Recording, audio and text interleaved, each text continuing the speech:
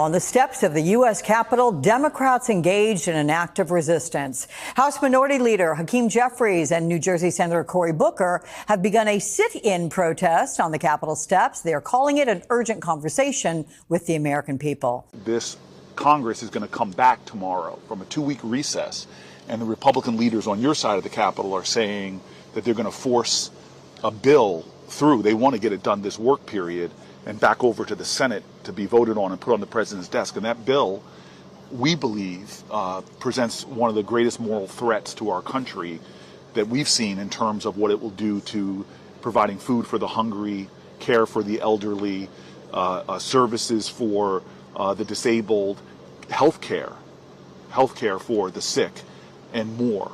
We want to sit here for a good number of hours and engage in conversation. We hope people will come if you're in the area and sit with us, but also that you'll watch and perhaps give your own testimony to your moral urgency that you feel, to maybe your faith traditions or moral traditions that make this and motivate you in this moment to speak out. As we prepare to come back into session tomorrow, this is a time to choose.